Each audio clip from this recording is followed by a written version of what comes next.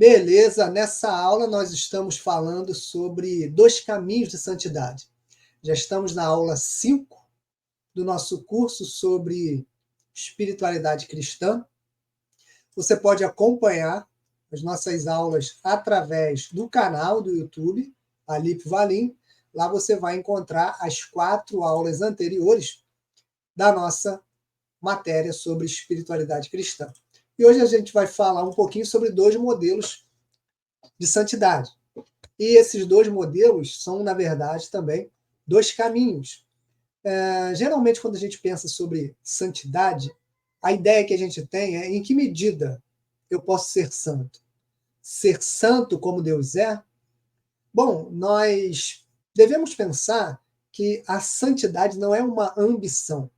A santidade propriamente dita no Novo Testamento é uma vocação. Como nós vimos na aula passada, nós somos chamados à santidade. Somos convidados a sermos santos. Então, a santidade propriamente dita não é uma ambição, algo que alguém ambiciona no sentido de querer ser para parecer alguma coisa, porque na santidade não há vantagem, não há status, não há benefício algum, não há direito algum em querer ser santo.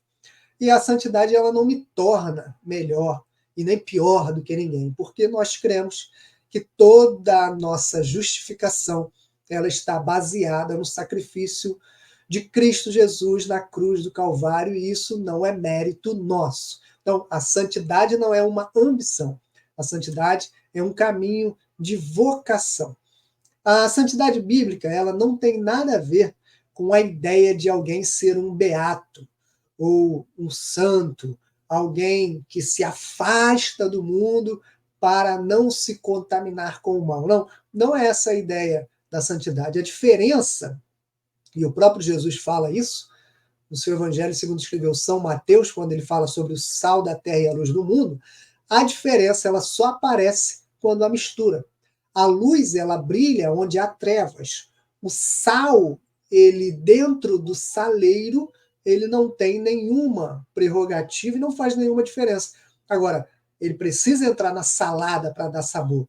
A luz, essa luz que me ilumina, ela, se estivesse apagada, não teria diferença alguma. Então, nós precisamos estar na humanidade, na comunidade, na cidade. Somente santos que não se eximem da polis, da cidade, da humanidade, da convivência, eles também percebem o que é ser sal e luz, porque convivem no meio das pessoas, no dia a dia, em uma convivência comunitária na cidade. O resto é vaidade, é orgulho, é egoísmo, é exibicionismo espiritual.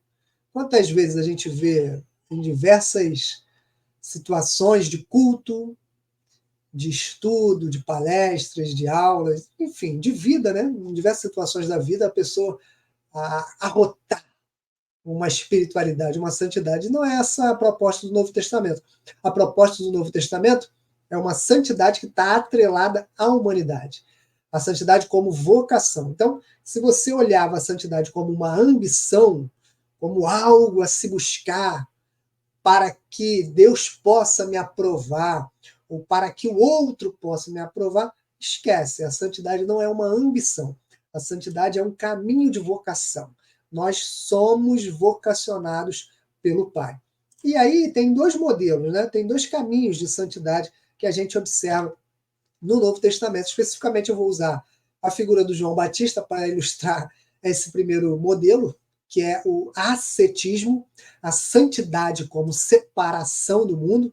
Ela vem de uma interpretação duvidosa da própria ideia da santidade como separação, né? Como se a santidade fosse uma separação ou uma separação do mundo, e não uma separação para, no sentido de separação para Deus, separação para as coisas de Deus. Não, a ideia do ascetismo é uma separação de coisas, ou uma separação das coisas, ou uma separação do mundo. Quando na ideia do Novo Testamento, a separação é para Deus, como nós vimos na ideia da vocação. Então, o ascetismo, em outras palavras, para serem incontaminados do mundo, muitos ditos santos, eles, ao longo da história, decidiram que era preciso se afastar do mundo, decidiram que era preciso se afastar para lugares remotos, para vias alternativas, e essas vias geralmente eram sobrecarregadas de jejum, de oração,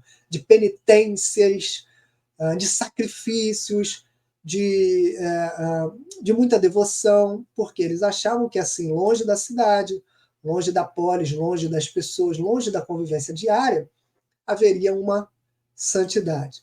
E esse ascetismo, ele acontece ao longo da história, especificamente no Novo Testamento, a figura que nos traz essa ideia é o próprio João Batista. Né? João Batista ele tinha o seu próprio paraíso celestial, as suas próprias disciplinas e práticas espirituais, a sua separação do mundo. Tanto que o João Batista ele vive no deserto. João Batista não está na cidade, não está na Galileia, não está na praça pública. João Batista está no deserto. E quem quiser ouvir a sua palavra precisa ir ao deserto. Então, isso é ascetismo, é sair, é se separar. Porque eu sou um escolhido, então não posso me misturar, eu preciso me separar. Ora, o próprio Jesus, segundo escreveu o Evangelho de João, capítulo 17, ele diz, na sua oração sacerdotal, ele diz, não peço, Pai, que os tires do mundo. E ali mundo é cosmos, no grego. Não, eu peço, ele fala, Pai, eu não peço que os tires do cosmos, ou seja, do mundo, mas que os guardes do maligno. Se vocês ouvirem voz de criança, é o Noah. Daqui a pouco ele entra aqui. O meu filho mais novo, de 2 aninhos. Então Jesus ele fala, Pai, eu não quero que você tire eles do mundo, mas que o Senhor guarde eles do maligno. Então Jesus está dizendo que não os arranque dessa época, desse tempo, não os arranque dessa terra, desse cosmos, enquanto eles se encontram no meio disso tudo, desse mundo repleto de contradições, de complexidades, que tende a rejeitar, a perseguir aqueles que vivem debaixo do poder da sua graça, que eles possam ter o seu coração guardados, que eles possam escolher a vida e não a morte, que eles possam escolher a integridade e não a iniquidade, que eles possam escolher a espiritualidade, ou seja, a humanidade e não a desumanidade. Então, Jesus não concordava com esse estilo de santidade, que é uma santidade ascética. O segundo modelo que a gente vê como modelo de santidade é o modelo de Jesus. É o nosso norte. Jesus é o nosso norte, é o nosso guia. Esse segundo modelo de santidade é o modelo da participação no mundo. É um modelo onde nós não estamos longe, distantes da cidade, distantes das pessoas, no deserto. Nós estamos na polis. Nós estamos participando no mundo daquilo que o reino de Deus quer sinalizar aqui e agora. Então, pensar esses dois modelos a partir de João Batista e de Jesus é um desafio. Por quê? Porque João Batista ele é o único que apresenta e representa uma alternativa ao estilo de vida de Jesus. Jesus ele está propondo um estilo de vida, o estilo de vida na cidade, na Galileia, o estilo de vida na polis, entre as pessoas, na comunidade. E João Batista está propondo um estilo de vida no deserto. João Batista, Jesus ele tem problemas com fariseus, com saduceus, com religiosos, sim, mas a maior representação do estilo de vida que Jesus ele veio opor é o próprio João Batista, é o primo de Jesus. Tanto que tem um momento no Novo Testamento que João Batista pergunta, vem cá, você é esse mesmo que a gente estava esperando ou a gente tem que aguardar mais um pouquinho porque vai vir outro? Então, ele é o último habitante legítimo de um mundo que Jesus veio abolir. Jesus veio abolir essa ideia ascética da espiritualidade porque veio encarnar a ideia da santidade como humanidade. E aí, olhando o João asceta, o João do deserto e o Jesus humano, o Jesus da polis, o que a gente observa? Bom, João Batista é o último espiritual que o Antigo Testamento propõe, é o asceta. Jesus não é asceta, Jesus é participante da vida da cidade. João Batista é aquele que clama do deserto. Jesus não, Jesus é aquele que clama e age no meio da vida do povo. João Batista é aquele homem que se afasta deliberadamente do mundo como parte essencial da sua missão. Jesus entende que o caminho é estreito. Por que o caminho é estreito? Porque o caminho mais exigente... Vem cá, filho. Vai fazer xixi? Ixi. Ó, vamos dar uma pausa na aula rapidinho, porque o Noah quer ir no banheiro. A aula é assim mesmo, não vou fazer edição, não vou fazer nada. Mas vamos encerrar essa parte aqui, tá bom, Noah? Então, o João Batista ele se afasta do mundo, Jesus ele está no caminho. Jesus ele implica a sua presença em nós estarmos no mundo sem nos contaminarmos com a sujeira. João Batista não come. Vai lá, filho, que o papai já vai. O João Batista não come pão, vinho, ele vive de gafanhoto, de mel silvestre. E o que acontece? Jesus, pelo contrário. Então, voltando, né? Eu dei uma pausa aqui, porque tive que levar o Noah ali no banheiro.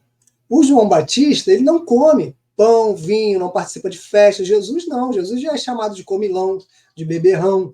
Não havia virtualmente ninguém a quem ele se recusava a se aproximar. Jesus não evitava leprosos, prostitutas, fariseus, religiosos, saduceus, publicanos, republicanos. Jesus não evitava ninguém. Ricos e pobres, fazendeiros, pescadores, cegos, loucos, possessos, homens, mulheres, crianças. Jesus acolhia crianças. Jesus acolhia escravos. Jesus acolhia viúvas, leprosos. Então, Jesus ele foi chamado de comilão e beberrão. E João Batista? Não, João Batista come gafanhoto, mel silvestre, ele não bebe, não aceita convite para festas, nunca é visto na cidade. Então, uma outra questão que a gente observa na diferença é que ele acaba duvidando da chegada do primo. E ele questiona, vem cá, como eu disse, o senhor é aquele que nós estávamos esperando? Ou devemos esperar um pouquinho mais? E Jesus ele não tem a menor dúvida sobre o papel importante, especial, exercido pelo João Batista. Assim, a gente está falando do João Batista aqui, mas não como uma crítica. A gente entende que ele vivia assim por conta do seu tempo, mas é uma lição para nós, uma representatividade da espiritualidade para nós. Jesus não tem dúvida da importância do João Batista, tanto que Jesus fala, olha, se vocês souberem quem é João Batista, ele é o maior dos profetas. Agora, aquele que for o menor no reino de Deus, Jesus fala isso lá no Evangelho de Lucas, capítulo 7, aquele que for o menor no reino dos céus é maior do que ele. Então, ele diz que aqueles que nasceram, Jesus, né, no caso, aqueles que nasceram de mulher, não há ninguém maior do que João Batista. De todos os homens que já nasceram, ele é o maior. Mas aquele que for menor no reino vai ser maior do que ele. Então, essa é a lógica da espiritualidade do reino de Deus. A diferença entre a espiritualidade, o caminho de santidade de João Batista, a seta, e o caminho de espiritualidade, de humanidade de Jesus, o Cristo, o Nazareno, aquele que caminha entre os pobres, no meio do povo, em espírito, em verdade e em humanidade.